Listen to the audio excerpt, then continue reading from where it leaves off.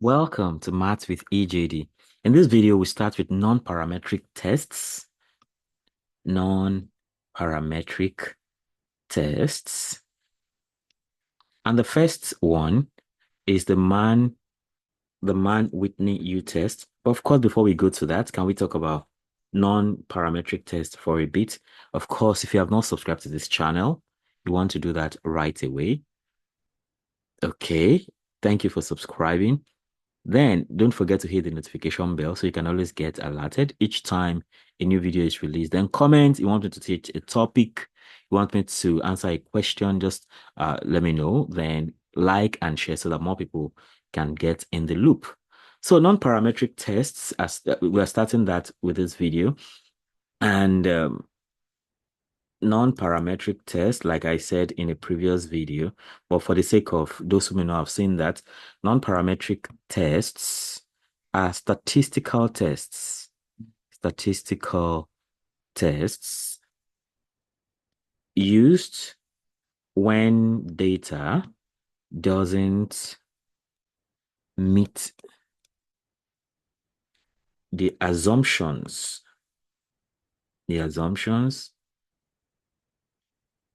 of parametric tests,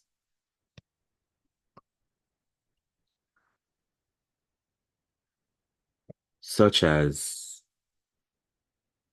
normality,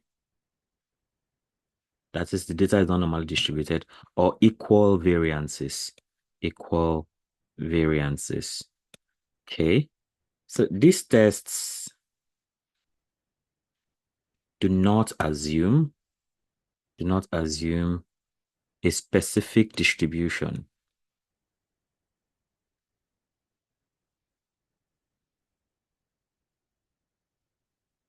for the data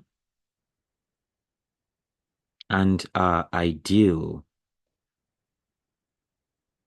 for ordinal data, small sample sizes,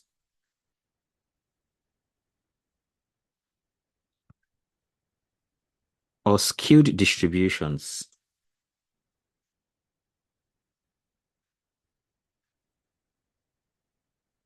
So, I mean, one thing you can do when you have a set of data is you can plot it on a histogram and see what the distribution looks like. If it is skewed beyond it, if it is not normally distributed, where you have, I mean, with that normal concept of normal distribution, and it is somehow skewed, you can think of using non-parametric tests like the one we'll be talking about after now.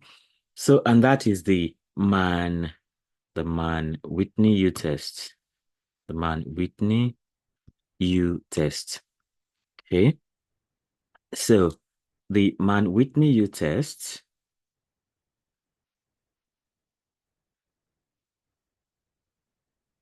is a non-parametric test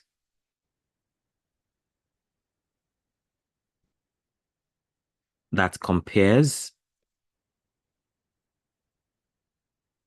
two independent samples to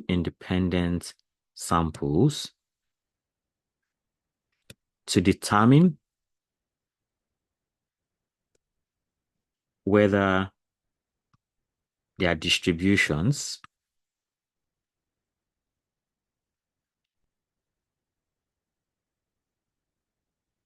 are different. It is an alternative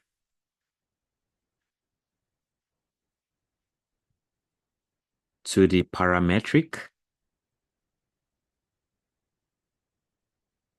independent t-test when the assumption of normality is not met. Is not met. Okay, so can we talk about the purpose of this? What is the purpose of the Mann-Whitney U test? So it actually tests whether one group tends to have larger or smaller values than the other, but without assuming the data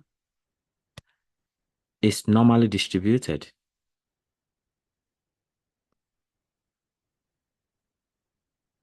Okay, so the key thing here is that we just once you have the assumption that the data is not normally distributed, then you can think of using the Mann-Whitney U test.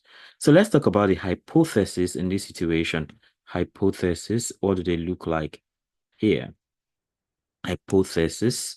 So first, we have the null hypothesis, null hypothesis, which is H naught, like that. And just so that the distributions of the two groups, are identical, yeah, identically distributed. Okay. So that means there's no difference in their distribution. Or you can also say there's no significant difference in their distribution.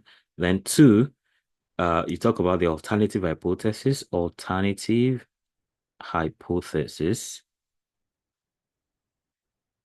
like you can call that HA or H1, and that would just be the alternative to the null hypothesis, right?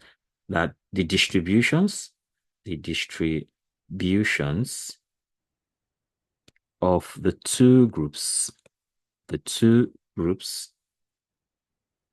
are not identical. They're not identical. They're not identical. That simply means that a difference exists. So an example of that, which drives the point home, would be this. So first, you have this. Let's compare the scores of two groups of students in a test. Okay? So group A, we already know they are independent. Group A, the scores are 60, 65, 70, 75, and 80. And then group B, you have 55, 65, 85, and 95. So we have that. How do you start to tackle this? So the first step is step one, combine and rank the scores. Combine and rank the scores. Okay? Combine and rank the scores. How do you do that here? So look at how the scores go. You have 55. You have 55. That's number one. That's the smallest. So start from the smallest upwards. 62 is the second. I mean, you're combining everything, both groups, and you're ranking from the smallest to the biggest. Then in the third place, you have both 65 and 265. So this should be third, this should be fourth, right? Normally, but they are the same. So you just say 3 plus 4, 7 divided by 2. So you can say this is 3.5. This is also 3.5. That's how you rank those. Then don't forget that's 1, 2, 3, 4 normally. Then the next thing after that is 70. So this will be 5 now. 70 is 5. 75 is 6. Then 70, 75 is 6. Then the next thing after 75 is 80. That is number 7. Then 85 is 8. And 95 is 9. So you can rank like that. You can now put this in a table. So here now you have the value, which is more like the score, right? So you have the score. And since you're combining everything, that even makes everything easier. So you don't have to separate A or B. So you have the score. And then after that, you have the group it's coming from.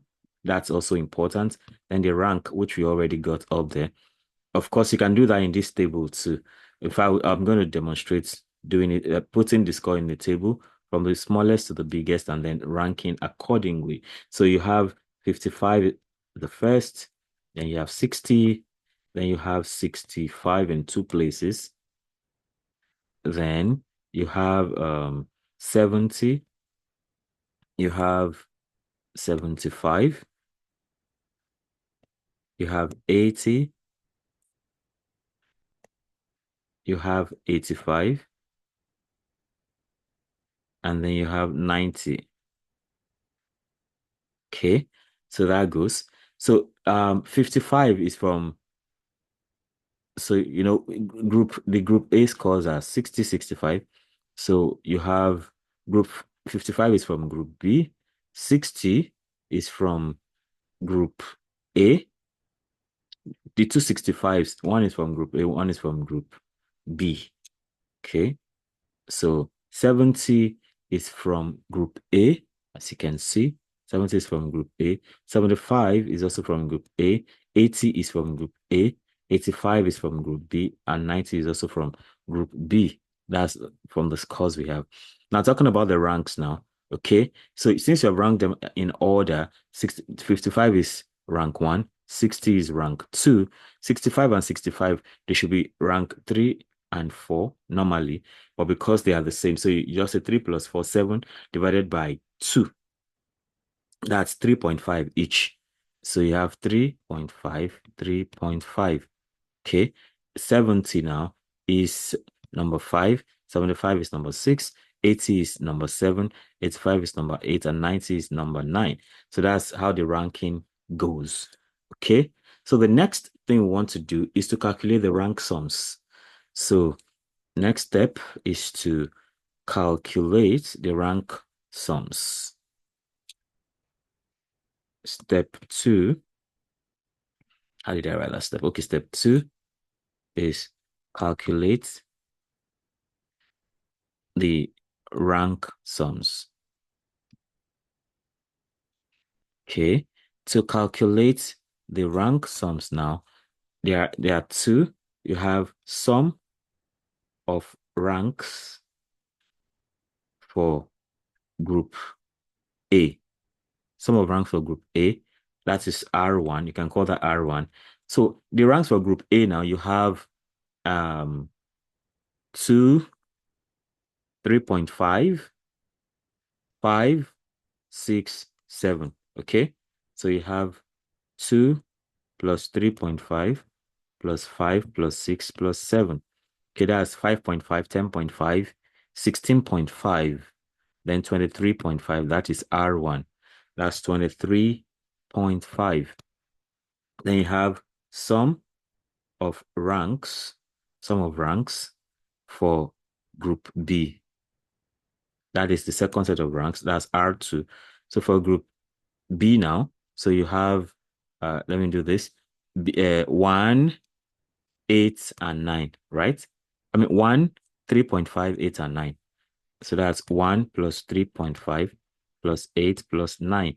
And that is 1 plus 3.5, 4.5, 12.5, 21.5. That is rank 2. Okay. So after that, you calculate the U statistics. Step 3 is calculate the U statistics. Calculate the U statistics. Okay. So to calculate the U statistics, right? The formula for calculating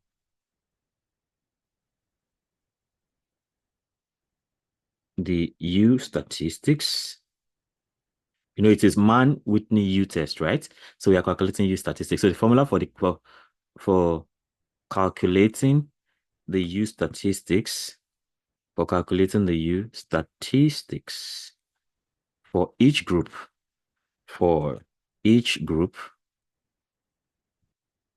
is, first, you have the first U, that's U for group 1. That's N1 multiplied by N2 plus N1 into N1 plus 1 divided by 2 minus R1. That's the sum of rank for 1, which you already got as 23.5. Okay. And then you have, so let's just go ahead and do that. So U1 here will be N1 times N2. N1, that's the number of scores, the number of samples taken from group 1. N1 here is 1, 2, 3, 4, 5. That's 5. N2 is 1, 2, 3, 4. That is 4, right? So N1 and N2, 5 and 4 respectively. So N1 is 5, N2 is 4 from the data. So you have 5 times 4, okay, plus N1, which is 5 into 5 plus 1 divided by 2, minus R1. R1 is what we got here to be 23.5. So R1 is 23.5. All of that aside, so this is 23.5. So U1 is equal to 5 times 4, 20, plus 5 times 6 divided by 2 minus 23.5. So that U1 is equal to 20 plus 5 times 6 is 30. 30 divided by 2 is 15 minus 23.5. So that's 35 minus 23.5. 35 minus 23.5 is simply 11.5. 11.5. Okay. 0. Yeah, that's 11.5. So U1 is that. Okay. Then you go for the next one, U2, using the same formula. So U2 now is still N1 multiplied by N2 plus N2 into N2 plus 1 divided by 2 minus R2. So again, N1 is 5, N2 is 4. Like we know before, that's number of observations in group A. That's N1. So U2 now is 5 times 4 again plus N2, that's 4 into 4 plus 1 divided by 2 minus R2, which you computed, is 21.5. So R2 is 21.5. Okay, this is 21.5. So that U2 now is 20 plus 4 times 5 divided by 2 minus 21.5. So U2 is equal to 20 plus 5 times 4 is 20 divided by 2. That's 10 minus 21.5. So 30 minus 21, that's 9. Minus 0.5, that's 8.5. Okay. So U2 is 8.5. Okay. So that goes. Now you have got the test statistics. You got two U values. But how do we determine the next thing, right? Step 4 now takes us to step 4, where we determine the smaller U. We determine the smaller U value, which will end up being our test statistic. Determine the smaller U value. So we say the smaller U value is used for significance testing. It's used for significance testing. Okay. And how do we determine that? We determine that U is actually, the final U will be the minimum of U1 and U2. And of course, U is minimum of U1, which you already got up here, is 11.5. U2 is 8.5. So you have 11.5, 8.5. What is the smaller of the two? That is simply 8.5. So this becomes your test statistic. This is our test statistic. Okay. That's what we call the that's the test statistic, like that compute from your formula. So the next thing we want to do now is to compare with the critical value. So that's like something you get from a table. So let's go for the critical value, which is step 5 now. Step 5, you want to compare with the critical value. Compare with critical value. So once you get critical value, that's like your p-value, which you get from a table. So using a Mann-Whitney U table, using a Mann-Whitney U table, we compare the calculated U value with the critical value, with a critical value for the given N1, N2, N1, N2, and chosen significance level,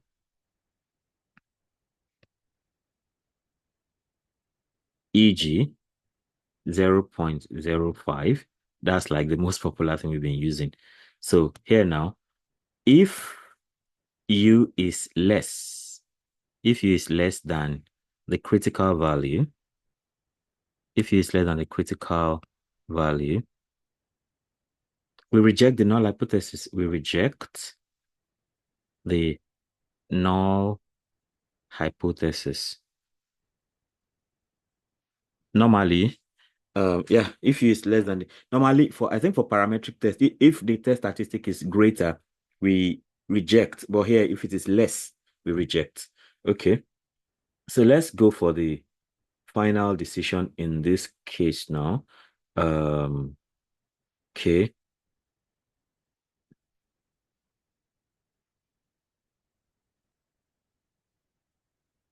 Okay. So um the next thing is the final decision, right? Final decision. How do we arrive at that? So let's see that. So to make a final decision, okay, we have not even got our critical value. Let me talk about that. Let me talk about the critical value first before we talk about the final decision. Uh, right. Yeah. So for the Mann-Whitney U critical value, U critical value table, from the table rather, from the Mann-Whitney U critical value table for N1 equals 5, N2 equals 4, and the critical value at alpha equals 0.05 from the, let me see, from the Mann-Whitney U critical value table for n equals 1 and n1 equals 5 and n2 equals 5. Yeah, the critical value at alpha equals 0.05 for a two-tailed test. If it is a two-tailed test, two-tailed means that the two distributions are just not equal. We don't care which one is bigger, which one is smaller. Okay, at alpha equals 0.05. So the critical value is said to be 2.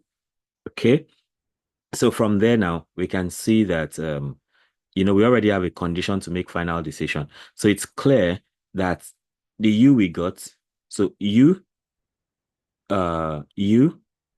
from the test statistic, if you like, U test is equal to 8.5, right? But then U critical is equal to 2, right? So then that takes us to the final decision. We already know that if the U from the test statistic is greater than the U critical, then we have to reject the or the null hypothesis. So we say that for final decision now, okay, see that our calculated U is 8.5, which is greater, than the critical value. It's greater than the critical value of 2. That's the U critical, right? So in that case, we just say since U equals 8.5 is not less, than the critical value, that it is greater than the critical value. So we fail to reject. We fail to reject the null hypothesis. We fail to reject the null hypothesis. So what do we then do? We say, thus, we conclude, thus we conclude that there is no, that means you're accepting the null hypothesis. So then we conclude that there is no significant difference. There's no significant difference in the distributions, in the distributions of the two groups on the Mann-Whitney U test at the 0.05 significance level. Like that. So that goes. Yeah, that's how it's been with the Mann-Whitney U test, which is a non-parametric test. So you want to go over that over and over again. Take your own samples and try them out and see how that works out. Of course, you need a Mann-Whitney U critical value table to have that going. Okay, so that's how that would be. So you can see that the Mann-Whitney U test allows us to make inferences about whether two independent groups differ without relying on the assumption of normality. Okay. So if U is less than the critical value, you reject H naught, meaning the distributions are different. If U is greater than or equal to the critical value, you fail to reject H naught, meaning no significant difference in distributions. So if you have not subscribed to this channel, be sure to do that and hit the notification bell so you can always get alerted when a new video is released. Don't forget to comment, tell me if you need me to teach a topic, tell me if I need to solve a problem, and of course, like and share so that more people can have access to these great resources I share here. Till I see you again, have a great time. Bye.